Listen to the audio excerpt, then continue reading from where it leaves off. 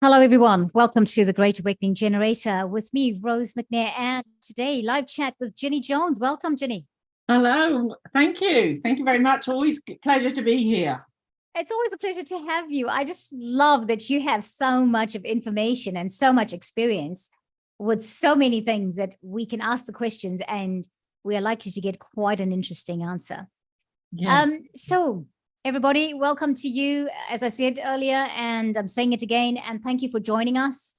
Remember that you can always put comments in the comments area and ask questions. If we don't answer them now, we can always come back later on and answer them. So, Ginny, there's been a lot happening. How are things going in your world? Yes, very good. I seem to be doing a lot of house clearings. Okay. At the moment, and clearings off of people and realignments, rebalancing.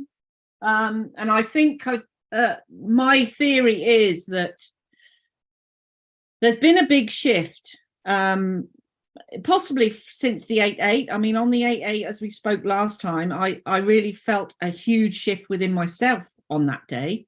Yeah. But also, I think possibly since then, and of course all the planets are in different positions and moving around and doing their thing. That I think the frequency of the earth has definitely gone up, and I think it's also causing a shift, but for that shift to be grounded or integrated, it causes people's nervous systems to go up the wops a bit, and to people go a bit wobbly, so needing help. But also in the fourth dimension, where there's earthbound spirits or earthbound entities, I think it's also affecting them, and I think that they're actually searching for people that can help them. Wow. Yeah, I think so. And that's where I come in with that sort of work, and many other people. It's not just me that does that sort of work, but many other people. But just recently, I've been to so many clearings. I even on the way home earlier had a phone call about someone who, as family member, is having terrible night terrors and stuff like that. And I must tell you this, actually. I did a clearing the end of last week, and I do all this distantly. I don't need to be there. And it was a little 3-year-old girl that was seeing a man in the garage sitting inside her mum's car. And wow. it was freaking her out. And mum contacted me, and of course the little girl was also scared to go to the toilet on her own and all sorts of other things. Anyway, mum contacted me about it, and I said, yeah, right, I can deal with that.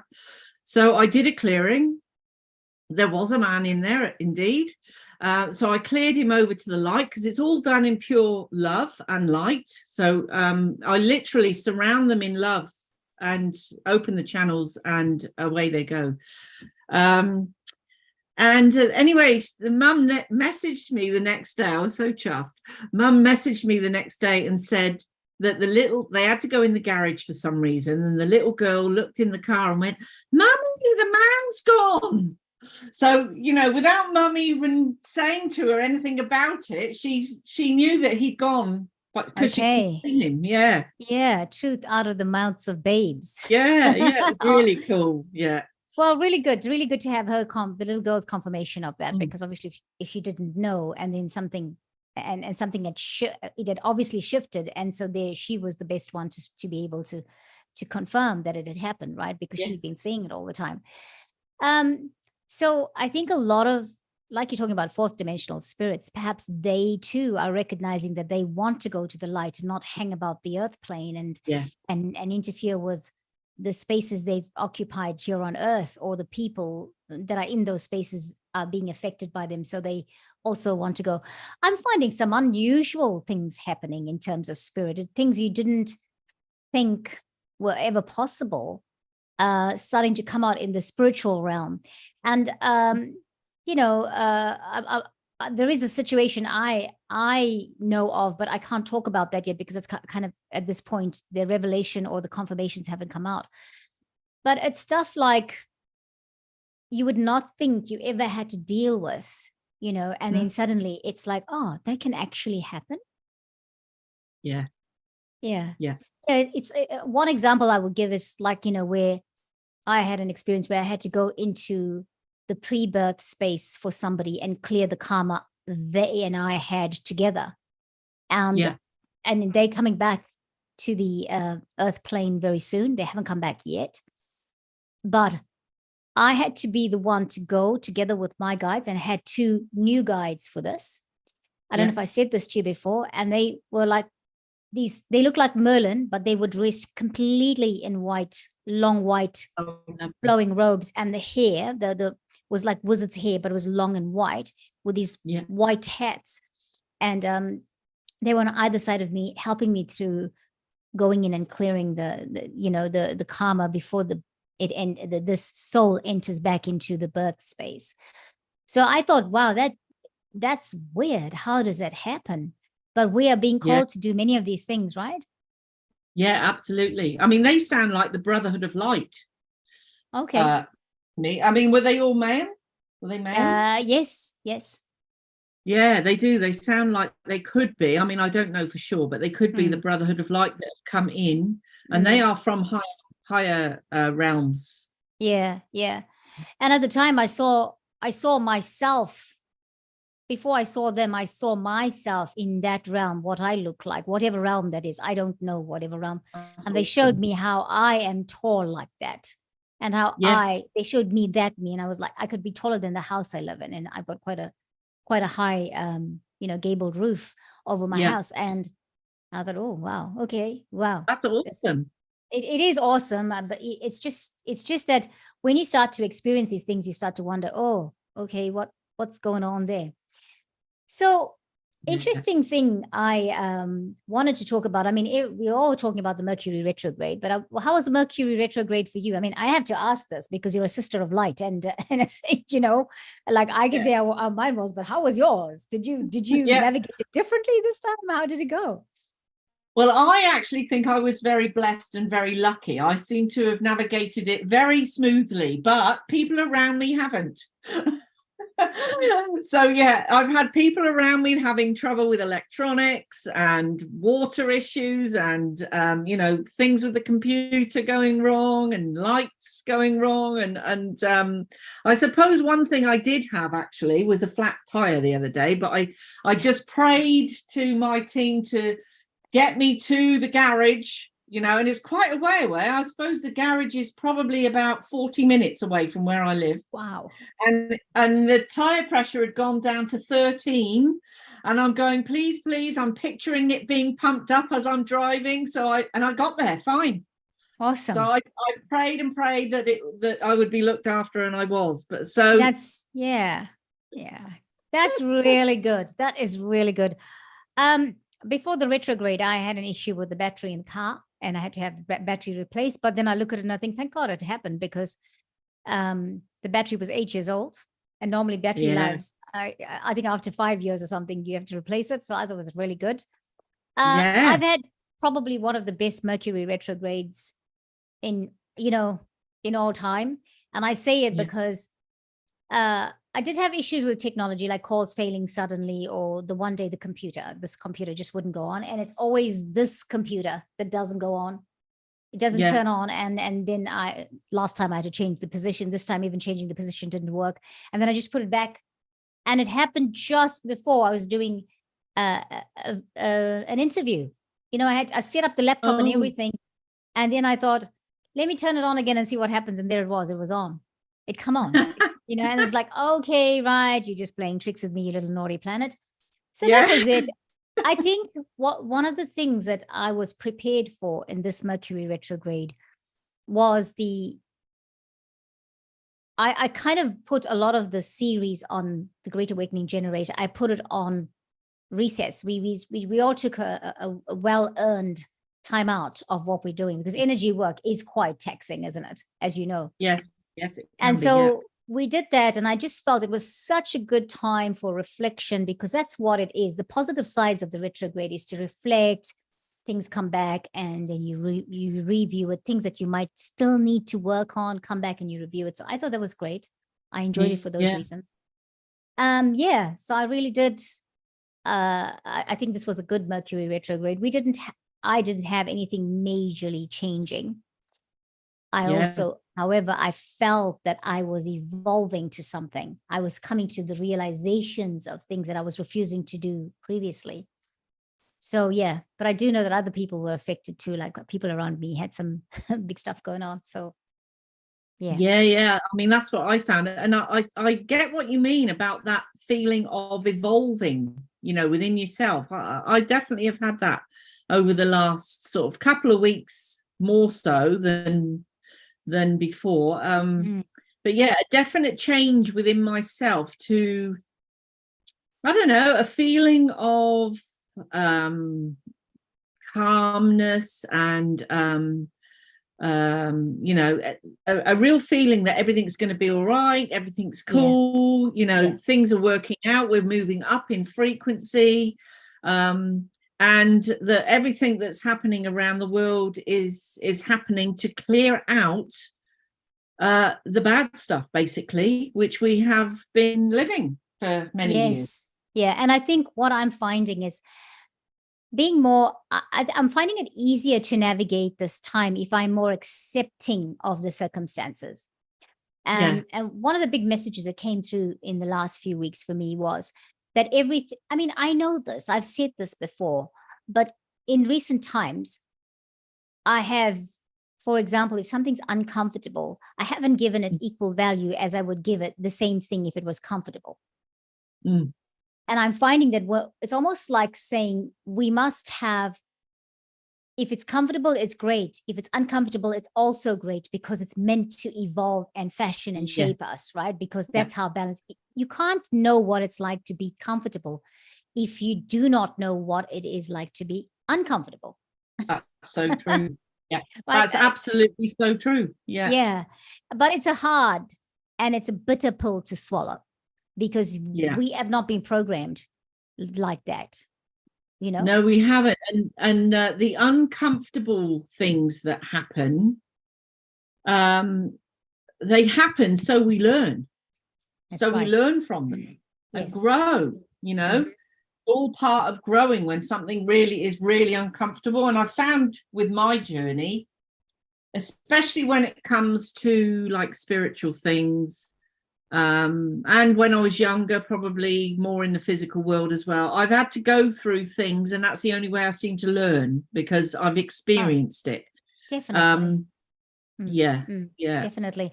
And sometimes we're going through things. Sorry, I didn't mean to interrupt. Were you going to say something? That's okay. Carry. Okay, thank you. Sorry about that. Sometimes I'm finding I'm feeling more, and which I don't like anyway, because I don't really want to have to go through something so that later on I'm able to empathize with someone else. It feels like that empathetic experience, being empathetic means that you have experiences that are quite extreme. So when other people are going through it, you kind of can see that side of that. There isn't judgment or lack of understanding or anything like that. So and the shifts, oh my gosh, since the Lionsgate portal, there were some big shifts. I felt some real moves. Massive shifts actually that have happened, not just personally, but you can see things around the world, shifting. Yep. I feel like I was talking to my friend Louise. Louise is currently on holiday in the south of France, and they hadn't been away for the last 3 years, as many people would have. She lives in England, and she went to the south of France now, the last few days. And it's a weird feeling, she says, because she said she worried so much about so many things before she went. And then they took the 10-hour drive from England to the south of France. And except for the drive being a long, tiring one, everything was fine. She had worried about passports. She had worried about, like that specific passport. She was worried about, will there be health checks? Because all of this was coming through before she went.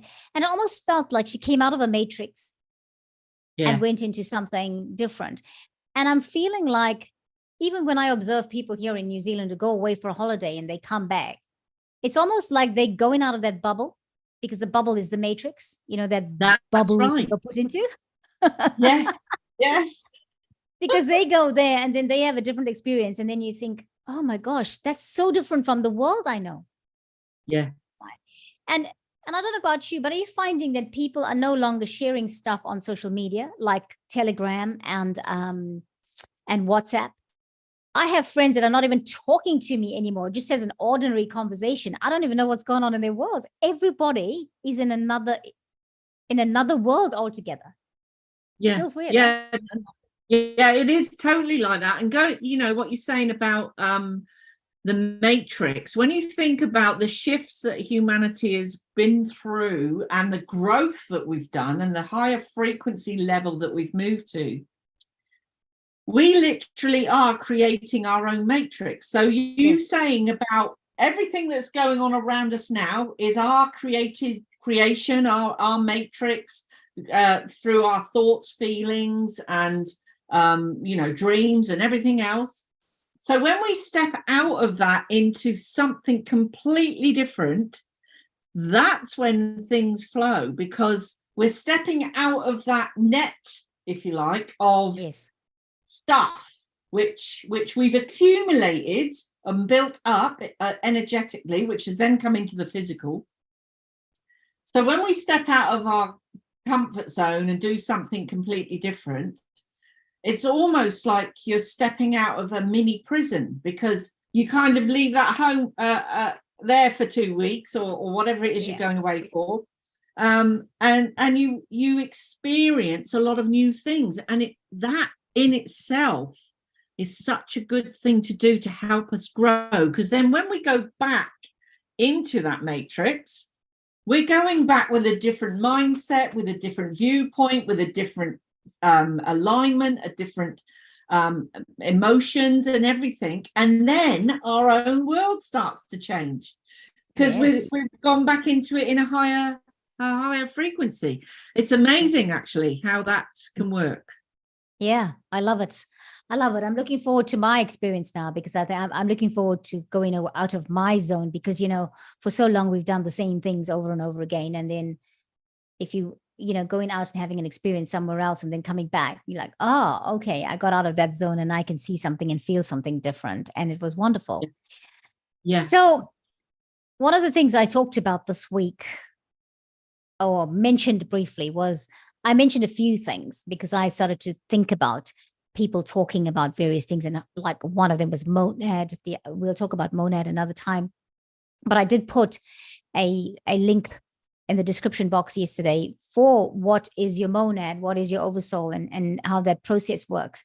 And so if anybody was looking for it, they could find it in yesterday's video that I posted. But the thing is, I asked, I keep hearing people talk about the Intergalactic Council, and, and I see I'm already having this attitude about Intergalactic Council, because they are channeling them, they are talking to them. And I was like, who are these dudes or dudettes? I really need to find out, because what is it that I need to get from them? Because everybody says they channel them or they talk to them, whoever's talking, whoever's having this experience. And I really wanted to understand who they are and what exactly is their purpose. And then Diana Cooper, no kidding, right? 3 days later, put out a video explaining who or what the Intergalactic Council is. And I thought that was like, I mean, you can't make this stuff up, right? Yeah. How does it get any better than that in the, But you were saying something interesting about the Intergalactic Council. So please tell us.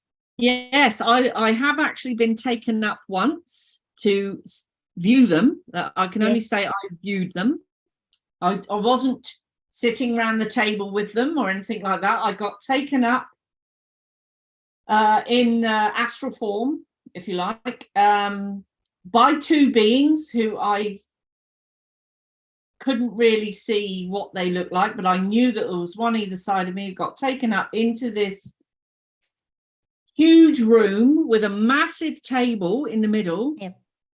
And I sort of had to stand back and just view what was going on. And what I saw was many, many different beings from different planets, all sat around, and they were talking about, and I couldn't see them talking, so they weren't talking, they were doing telepathy about the earth. And what I saw in the middle of the table was like the earth suspended in a beam of light, and they were all discussing what to do with the earth, what was going on with the earth, and what they could do, you know, and stuff like that.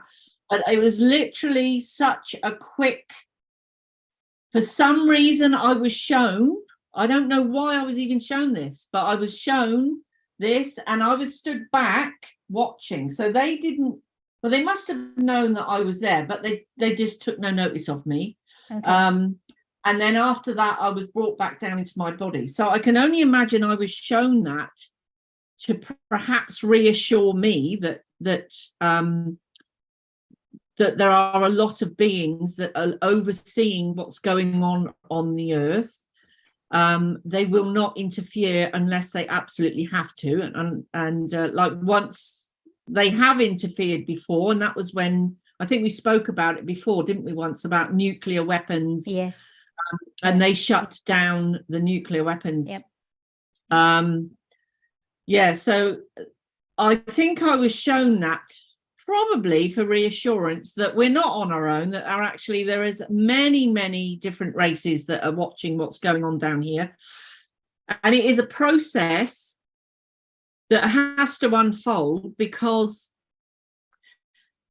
us humans are so powerful, but we don't know it. We've been pushed down over hundreds of years and made to believe that we're not much, that this is all there is to us. But actually, if people decide to develop themselves in, some people call it spiritually, but it's in frequency, in vibration, in higher consciousness. I mean, with some of the stuff that I am able to do, I know that without a doubt within myself that I've tapped into a lot of the other things that I can do. I'm not just this human here. Yes. I am much more than that, and I know that everyone is. So I think that I was shown the Galactic Federation probably because they could see what I've been doing and who I am. And of course, the ET contact that I've had with many different beings, I can say, that I know it's my mission to help other people to realize who they are and how powerful they are. Nobody is just this physical being. And if only people realize just how powerful they actually are. Our powerfulness is as powerful as God. Yes. If we fully stepped into it, because we've got that running through us. And ET know that we have. They know that we're really powerful, and they must be looking down on some of the things that are going on down here, shaking their head and going, what are these humans doing? Why don't they tap into who they are and actually expand their consciousness and expand themselves into these other realms of dimensions and just see what they can do? You know, I mean, we are. Yeah. I feel like the galactic, the starseed families, the galactic communities, ETs are watching us. Yeah. And yes, I agree, they're watching us. They're watching what's going on here on Earth, and very in tune with all the happenings and things that are going on here, right? The Intergalactic Council, coming back to them, and I'm going to add to what you've just said about the nuclear, when we talked about nuclear weapons and why I think we're part of this. The Intergalactic Council, for example, is apparently some of the members are Jesus, his collective of 33, Almora, Kuan Yin, Commander Ashtar, and who else do I remember from this now? I can't remember. I remembered it just now. I couldn't, but anyway, and I can't right now. But I've been saying for years now that I'm part of Commander Ashtor's fleet. I don't know how I know that, but I know that. And coming back to you saying that we are so much more than what we are, or what we think we are, and that we have, you know, we have the same powers as we allocate to God. And you know, this is the thing about it. When the galactic community obviously saw what had happened at the end of the Second World War, with all that nuclear weaponry and the atomic bomb and all of that. I understand if you listen to anything Dolores Cannon was talking about, or she wrote about, that post the Second World War, the 3 waves of volunteers appeared on the earth. So many of us are part of we are the waves of volunteers that came at different times. Some came early, straight after the war, and then some came later on, maybe late 60s, early 70s, and then I think in the 80s was the last wave. But we came here to do this thing. And so we came here and we put our hands up because many of us, more of us than we actually realize, are galactic warriors. We probably came here thinking we need to come here to make sure this doesn't happen. And warriors doesn't mean that we're at war all the time. It means perhaps it's about the light that we carry, the frequency that we are, right? Or the dimensions that we come from, because we are in 12 dimensions at this point in time, right? Is what I'm understanding. So that is, we talk about parallel lifetimes and dimensions or whatever. So I think we are here for that.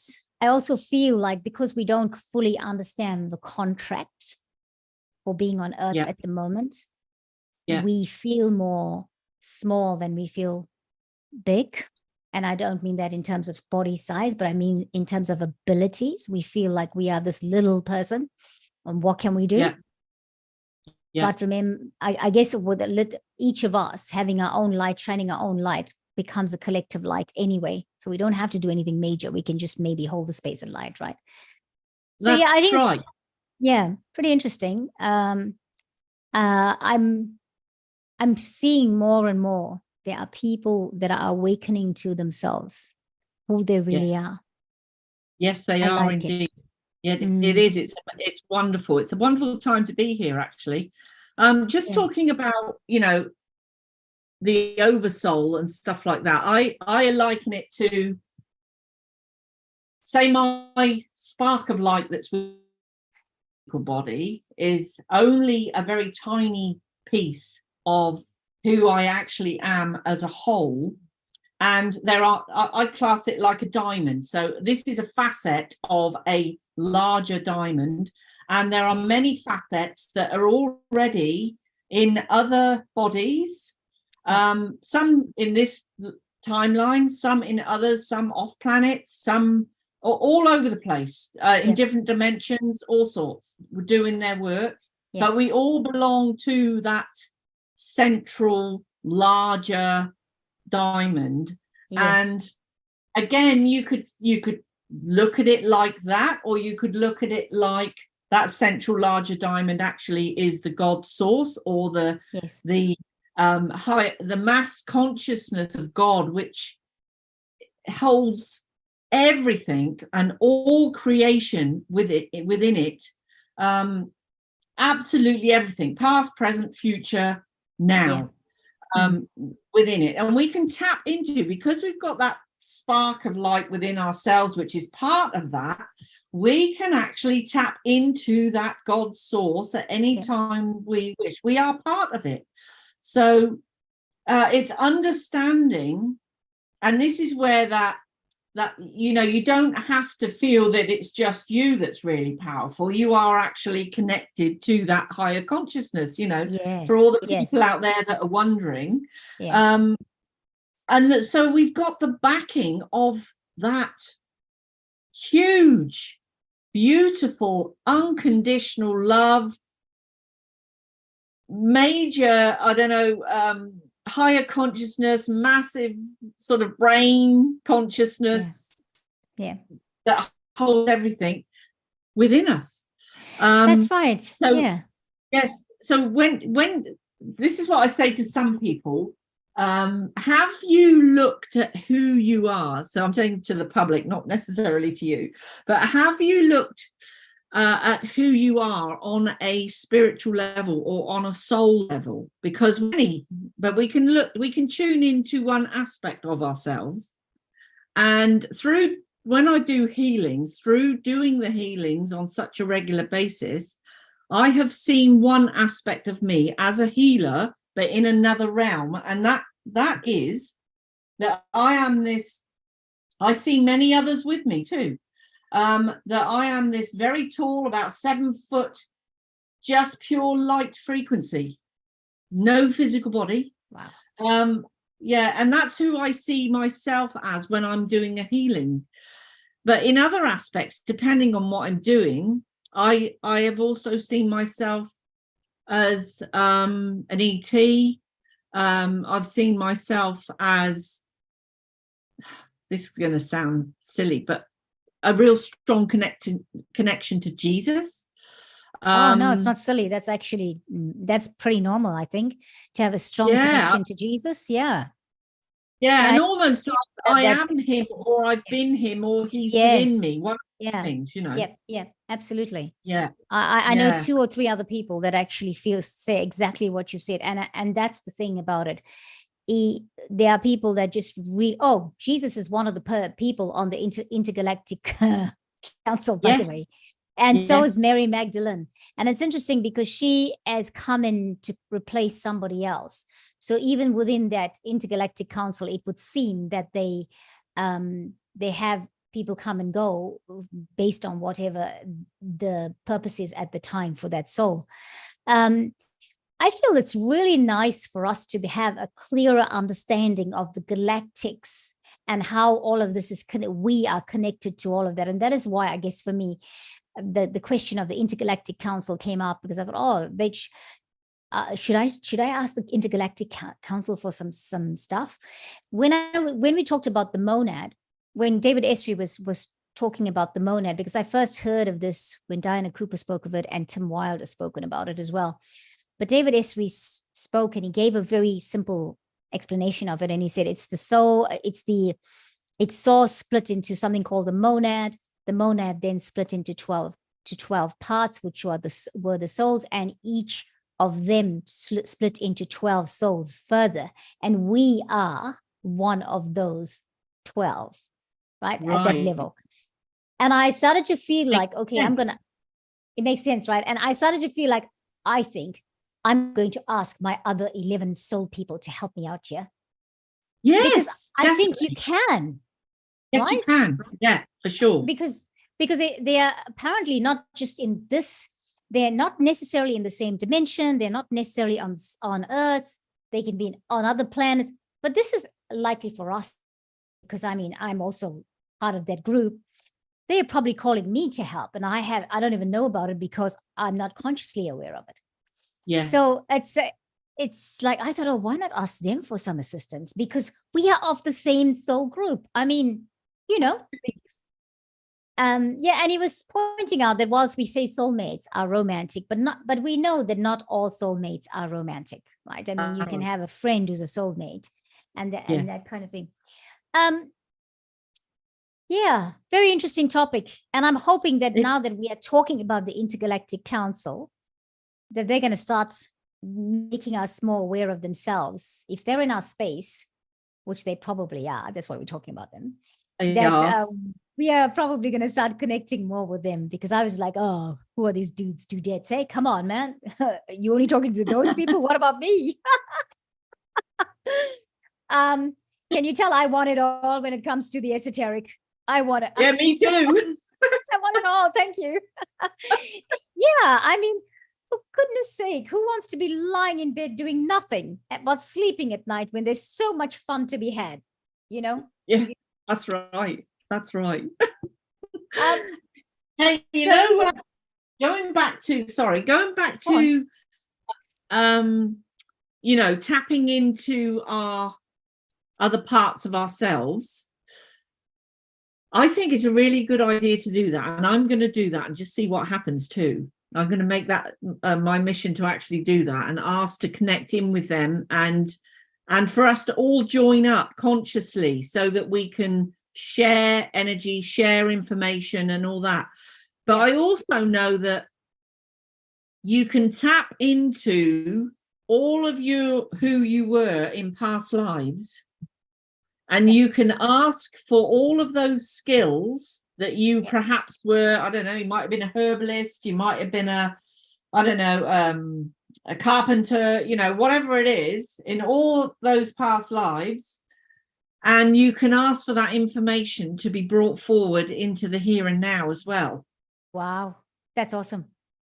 Yeah. And then you can be all this absolutely uniquely creative person who can do so many things. And that's not to say, it's not about boasting, and maybe it's a little bit, but but it's about saying, I can do these things. I am self-sufficient. I can do that. I know how to do that. I don't know how I know, but I know how to do that. Now I want to say this. Diana Cooper, and I know I'm this is not name dropping. These are my teachers. So I learn a lot from these people. Speaking of us connecting all into the higher realms, Diana Cooper is running a workshop on the 22nd of October, 2023, where we are all going to connect with our monads. So that means you're going to connect with the souls, you're going to connect with the oversouls and the monad, and collectively they're going to do that. So it is something. She's doing this event in Portugal, but they have decided that they want to do it also as part of an online thing. So, you know, you can go on, I think you could pay as little as £11 to be part of that. And so even if the time, it doesn't suit you, you can do it later on, because later on you're still going to be connecting. It's not going to break the connection or anything like that. And it is about shifting and helping people who are not awakened yet or whatever. All of us, if we do that together and we can connect, all our monads connect together, what's going to happen on planet Earth? That's right. That's going to be majorly powerful.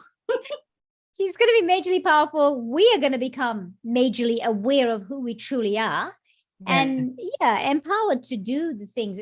You know, I think suffering has been too long a thing on the planet. Yeah, absolutely. And ignorance. Absolutely. It's our time. Yeah, it's about time that it changed, right? And you know this for all your incarnations, because you've probably been in Lemuria, in Atlantis, you know, Mu time, whatever. And we've gone through this so many times, because a lot of these things feel really, you know, this awakening process that has been this last 5 years or whatever. Some things we've really, really been pushed downwards. And I don't mean from the outside, I mean from within ourselves. Some of the challenges we've had to stand up, to be ourselves, to come into that knowledge, just stuff that we're asleep about, or we've been carrying on with all these past, you know, in the past or parallel lifetimes or whatever. We really had to shake them and shift them out. And so I think we want to say now it's time to just clear it all and come into the space that we need to be in. So anyway, I'm a little bit impatient, so I say these things. I don't know. No, look, I totally agree with you 100%. And you know, for the mass humanity, we have been programmed so much for so many generations to believe that we're not much, that to break that programming actually takes quite a bit for some. I would say for even myself, you know, it's over the years, it's taken quite a bit to step out of the comfort zone, because this is what it is. We've been programmed so much that we're in this comfort zone of just staying in this little box or just trundling along this little life. And we've had fear about stepping out of that box or out of that matrix, like we were talking about earlier. We've had fear about stepping out of that, but it's time now. And if we don't, this is the thing now, if we don't, people are going to get squeezed. So when I say squeeze, the universe is going to squeeze them. It means that they're going to go through events, feelings, emotions, physical things, whatever it is, that is going to force them to come out of that matrix, that that belief system and stuff like that. And this is what I found over the years, that many people, because we're all healers, we're all psychics, we can all be mediums. This is what I believe anyway. Everyone has that opening within them that they can be whoever they want to be. And we've been programmed over the years to not believe that. And what I've found over the years is that to help people wake up, unfortunately, many times people have had to go through either a personal near-death experience, a family near-death experience, an accident of some form, a massive trauma of some form.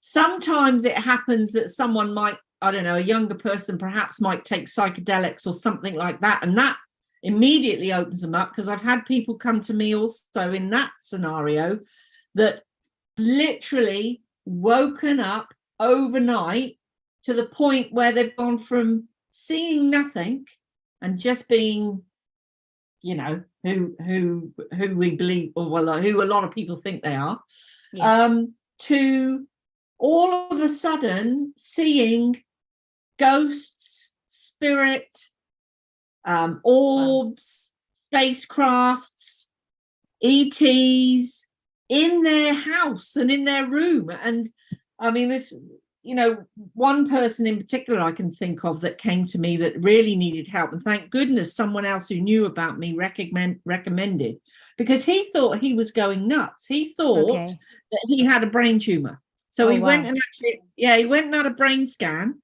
because he wasn't even spiritual before. He went and had a brain scan and they couldn't find anything wrong, of course.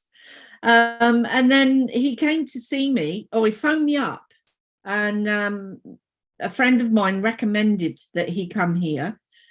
And I immediately said to him, don't worry. This is perfectly normal for someone who has had an instant awakening. And it's just now about trying to traverse everything and calm everything down, realign yourself back into yourself, get grounded, and, you know, slowly start to work with this extra knowledge that has come through, and not be frightened of it.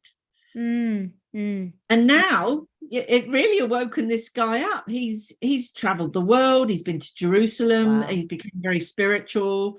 He's also been and helped with an orphanage somewhere in some other country. It's just completely turned his life around.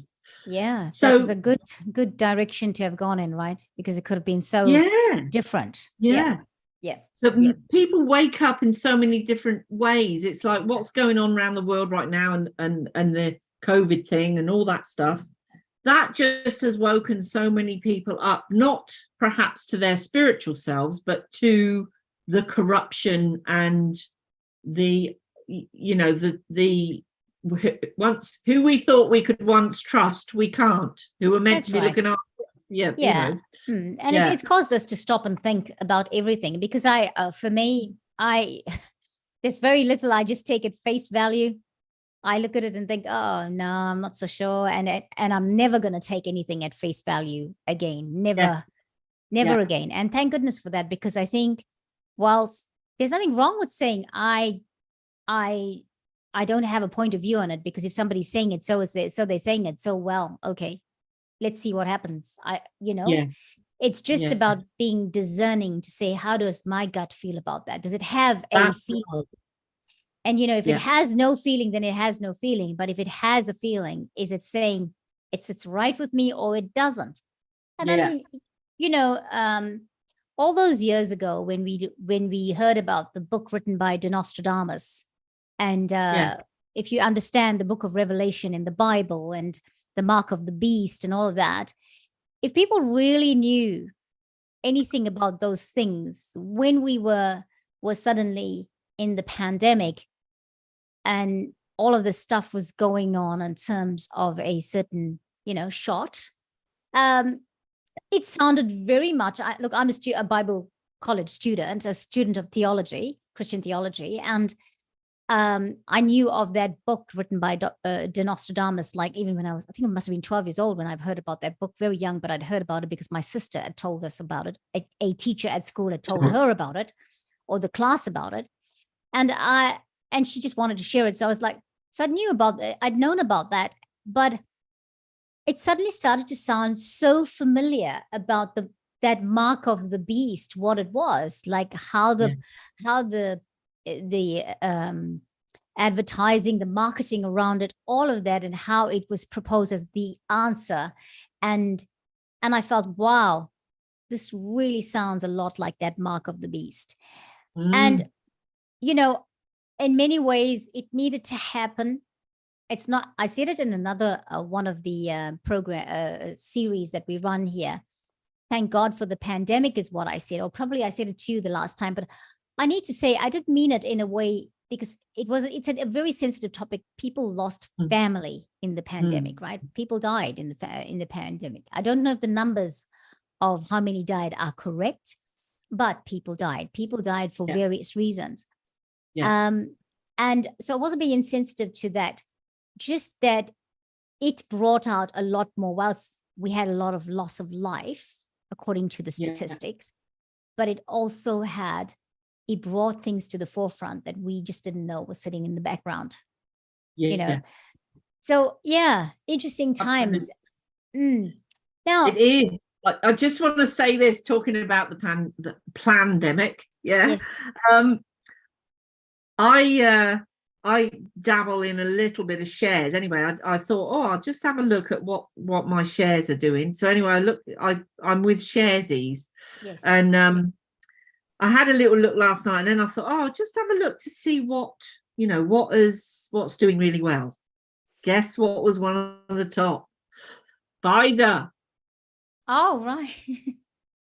Their profit margins had gone up so much, and so had Google, and so had one of the others. I can't remember the other one, but anyway, they were like right up there, and I thought, well, that makes sense. Yeah, it makes sense. It makes sense. And this is the thing for the people that refuse to see these things. I guess for me, I have to accept that some people are never going to wake up to this. They're not, perhaps it's the soul contract. Yeah, could be. And also, whilst I know people that are never, like I spoke to somebody a couple of weeks ago who said, oh, I can't talk to you about the shot. And I was like, why? Well, because I know we have different opinions. And I'm like, okay. What do you think it is like? Well, I took it all, and you won't have one. And I was like, okay, but why did you take it? Well, I was told to take it. And I was like, what do you mean? I was told to take it. Who told you to take it? Oh, the propaganda, I suppose. And I was like, and you took it? You said propaganda, and is propaganda a good word or a bad word in your what is the vibration of that word? You know. And I said, I'm really surprised that you did this, because I've always thought of you as a person who had sovereignty when it came to your body, that you put it first. You understood and you wanted what's best for it. So your dogmatic way of following through with this surprises me. But again, I had to be reminded that was not all. There's this issue of soul contract. He's awakened about so many other things, like our politics and things like that. But when it comes to this thing, he's not. And I have to respect that that's where that individual is. And so it's something that we all are having to learn. And I guess the sooner we accept that some people are never going to awaken because they're not meant to, then we stop having these conversations, don't we? Yeah, absolutely. Yeah. And you're right. Some people won't. And it won't be because they're not, that they haven't got a soul or anything. It'll be because free will us humans have, and their will is so into what it's been taught over the last whole of their lives, that they're trapped basically in that way forward. And again, some people will have a instant awakening, and other people just won't, because the will is so strong that they're stuck in that. Yeah. I think there's another wave coming up this month. There'll be another wave of awakening again. I think so. The efforts for awakening to transform the planet is inadvertently going to affect it's going to affect the humans that live on here, because anything that's happening to the planet, we're affected by it. Yes. And I think Pam Gregory is talking about doing a 15-minute mindfulness practice on a specific time. She's calling for the world to do it. Yes. And then this thing that Diana Cooper's doing in October, where we all tune into our monads, that's going to be something else. And perhaps people are getting ideas to do these things now, because that is the next step for us. Yeah. Because we're not anywhere far behind right now. I feel like something's happened in the last 2 months. Yeah. That's really shifted us and propelled us way forward than we ever were. And it was not comfortable. The shifting was not comfortable, but it happened nonetheless. That's, that's my take on it. Yeah, so I'm conscious I think so too. Yeah. Sorry. I'm conscious of time. One thing more I wanted to ask you before we go, because I just kind of mentioned this as well. Yeah. And I wanted to know your experience, because you're so into the galactics and the cosmos and stuff like that, right? Yeah. So what came up on some of my social media in the last week were the 2 suns that are being observed in the sky. People are saying there are 2 suns in the sky. Have you heard about it? I have heard about it. I haven't seen it myself, but I have heard about it. Yeah. What do you think it is? Well. I looked, and there was someone who had posted about it in 2021. That's right. And then there was someone who's been posting about it in more recent times. So it's been going on for a while. Yeah. My experience, when I think about it, because I always look at the sun, at the rising sun, and I have seen 2 suns ages ago, way beyond 2021. Yes. And if you look at the sun with your naked eye, you can see the sun, and you can see another sun beyond it. So you can see that they just behind each other. Yeah. And someone posted that they could see 2 suns, one on either side of the sky. I think I've seen that online. Yes, but I feel like I have a vague memory of seeing this too. And I'm not sure. And because I was talking to my daughter about it, and I said to her, people are talking about this now, but I've already seen more than one sun in the sky. And she said, yes, you have been talking about this for a long, long time. I mean, even when you look at the sky, the sun, now, this morning I looked at the sun at sunrise, and you could see the other one, just not far behind it. But if you close your eyes after looking at the sun, you can see other celestial bodies around it. If you close your eyes after just staring at it, and you'll see other celestial bodies, and they are different. There are different directions. Sometimes it might present with the sun is there, and you've got other things around it, or other celestial bodies around it, or it might be above the sun. So I've wondered, what are those other celestial bodies we see? Is it just because it's a reflection of staring into the sun and then closing your eyes, and then you can see the sun in various spots around it, right? So I think it's if we see it, are we seeing the central sun now?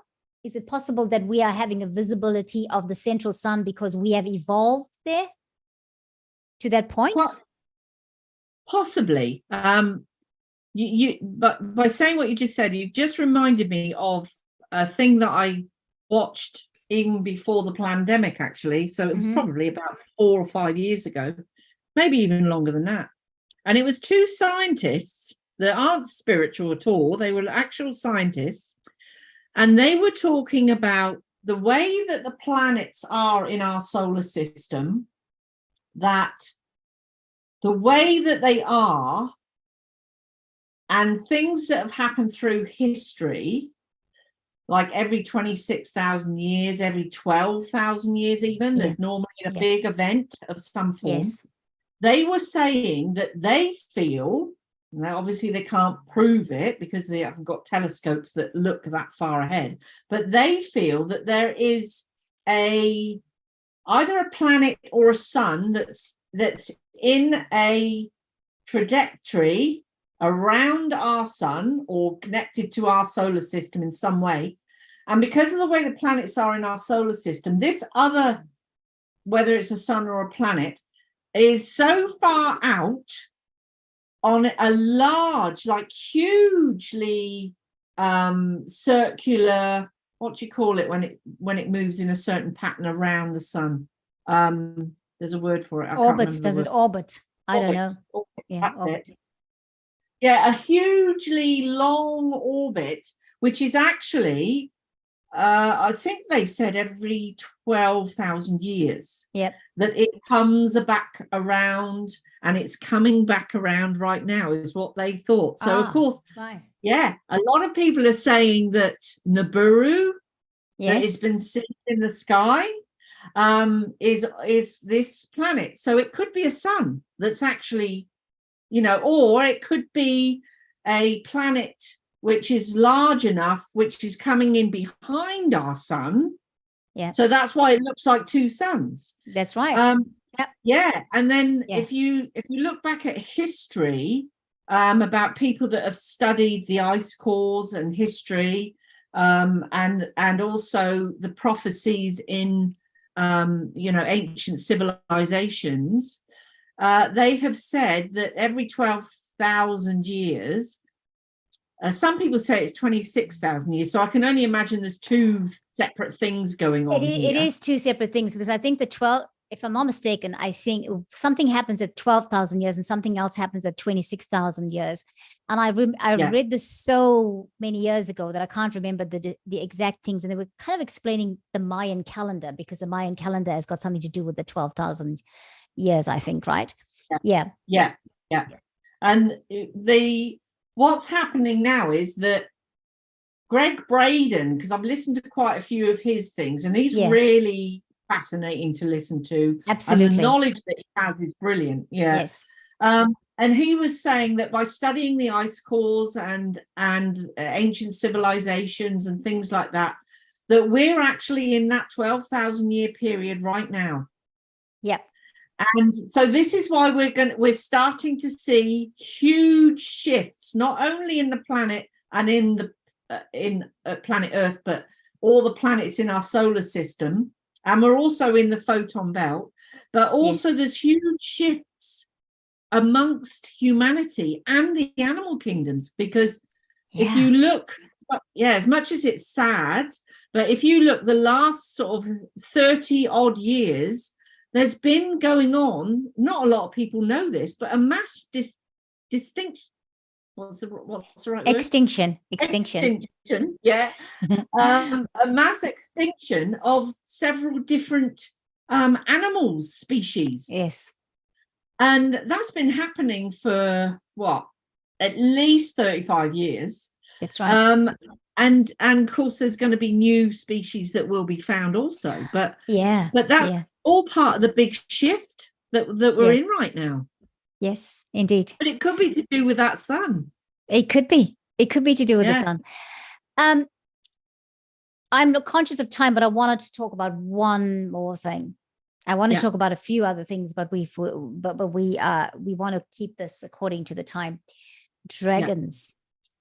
Yes. So the dragons have come back, right? They've come back into my space, and I have been doing I've been bringing the dragons back into, because I have Light Language Messenger is a channel, my personal channel, and I've been doing light language messages through the Mercury retrograde and then posting them on both channels, because my guides have been asking me to do this. Fantastic. And so we've been doing talking about dragons.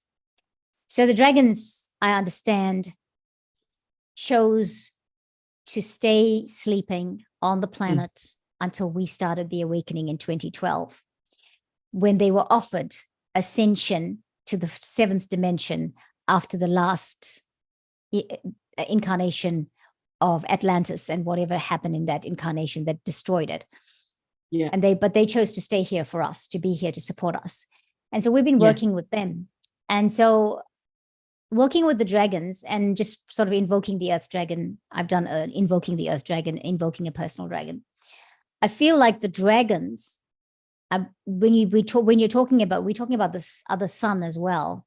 Is it possible that that's the reason why we can see these things too? Because I mean, I don't know, the dragons, and they're probably working with, like you're doing clearing on property. And one of the things that came up, yeah, they do, right? Because they are responsible for putting down the ley lines of the earth. Mm-hmm. And from what I'm understanding from this book that Diana Cooper's written, is that they clear all that negative energy. Like even when people die and you know, they die and they have all these negative feelings or whatever, it goes back into the earth. The dragons clear all of that. So they must be doing a lot of work here, especially with more clearings happening and all of that, right? Absolutely. So when I do a house clearing, yes, each house has a guard or a protector, if you like. And I've found that a lot of the houses, the protectors that have been there for actually a long time, they're actually quite tired. And that's why the house has then started to develop issues and things happening. Right.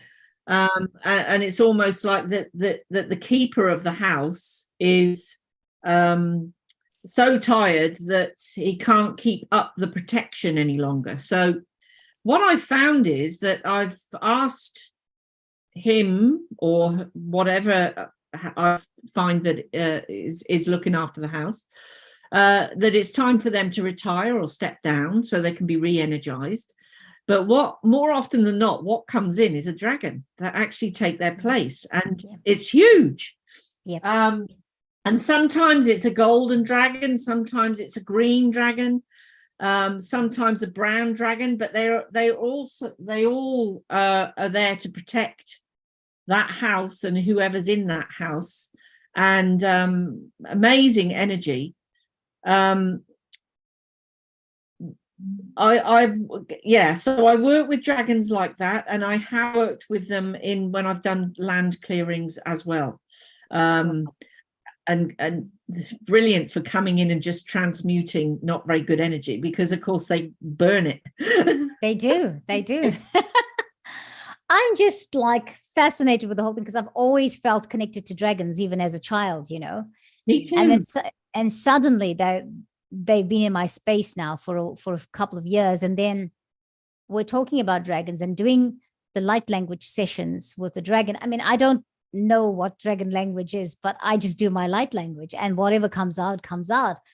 But I know other people that are actually channeling dragon light language, and it's it's different. But yes, the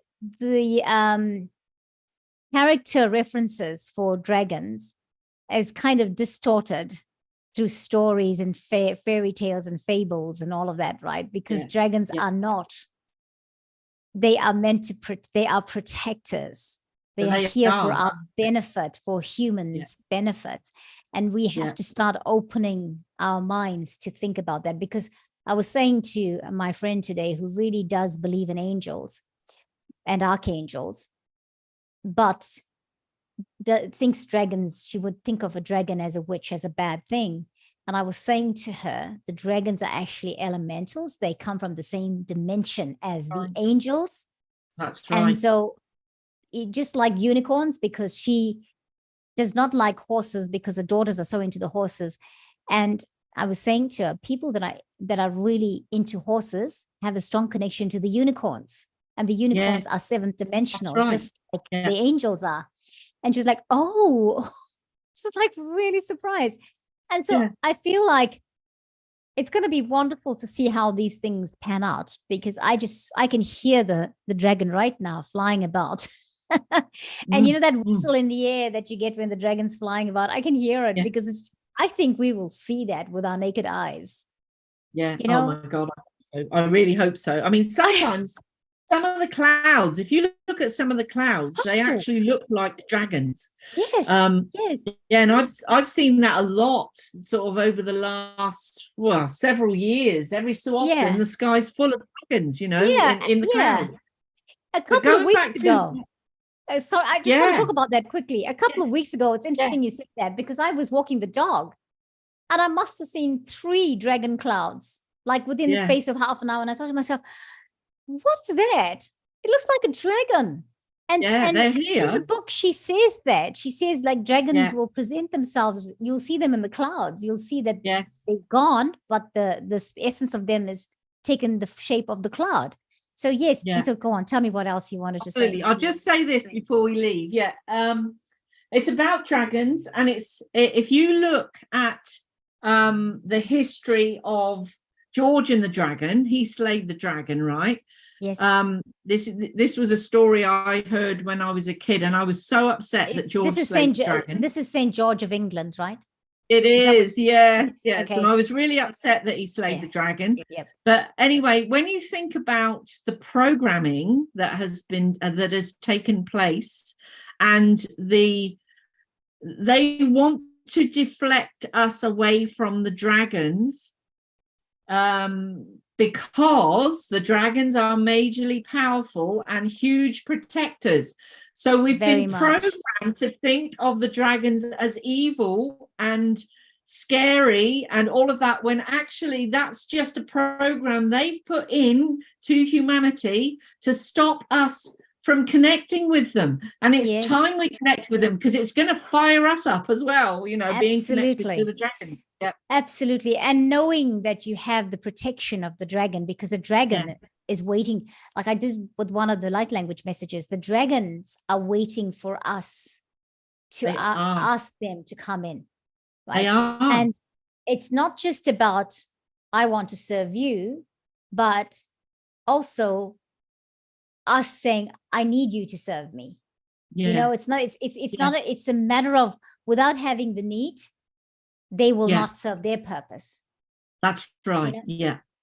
So absolutely. Looking forward to dragon flying. Yes. Me too. That's why I like Game of Thrones so much. It's the dragon queen that I'm like, oh my God, she's brilliant. I've never watched it. I know that everybody's crazy, but I've never watched it.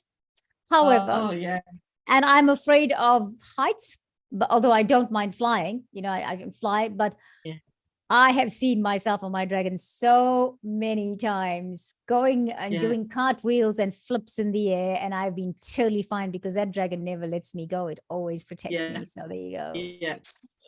Well, Ginny, thank you so much for coming today. You're running a workshop in the near future? Are you doing any I'm working on a workshop. Working on one. Yeah. Okay. Can people register for it or yet, or what? It's not quite ready yet, but as soon as it's ready, it's going to be, because it's for clearing, it's going to be probably people that are healers and people that are already doing this sort of work. So it won't be for newbies. Because it's a highly responsible thing, and the process of doing it and what people might come across or come up against. So I'm working on that. I've got a friend helping me with that, because I'm not very disciplined in sitting down and writing up things, but she's helping me, so it shouldn't be too long. And I'm thinking about starting a Patreon. Yes. And I'm going to call it Light Rangers, because that's who we are. We're actually Rangers of Light now. And I really want to get that going. So I think I'm probably going to do that very soon. Yeah. That's awesome. That's absolutely awesome. I just saw something come up on your channel, on YouTube about that. And I thought, let me just ask you here. And so tell everybody where, I know that we can find you on YouTube, Virginia Jones. So tell us elsewhere, where else people can contact you if they wanted to a clearing for their home or for their, for themselves, or anything else that you do. Yeah, absolutely. Thank you. So my email address is ginnyspiritualart@gmail.com. You'll find me on Facebook. I'm on Facebook too. I'm on Instagram, obviously my YouTube. I'm still working on 2 websites. I'm working on one of them, which is taking me ages, but I've got someone else now working on another website for me. So one of those is Ginny. One of those is, I have to think about it. Ginny Jones Healing.love. That's one of them. And Ginny Jones Healer.com. But again, they're not actually up and running yet. So hopefully soon. That's soon. great. But yeah. Yeah. Email me. If anyone is needing help, please email me. It's ginnyspiritualart@gmail.com. And if you like, pop it in the link below. That's I will certainly put it in the link below so anybody can contact you if they need some assistance. Well, you're very welcome back here, as you know. Thank you. I love the conversations. It's lovely to talk to you. It's so good. Thank you so much for coming, and we'll catch you next time. Obviously I am going to repeat the invitation, and wonderful. Thank you so much for your time. Well, everyone, thank you so much for joining us, whether you caught this live or you'll catch it later on. Thank you for that, and we really appreciate you watching.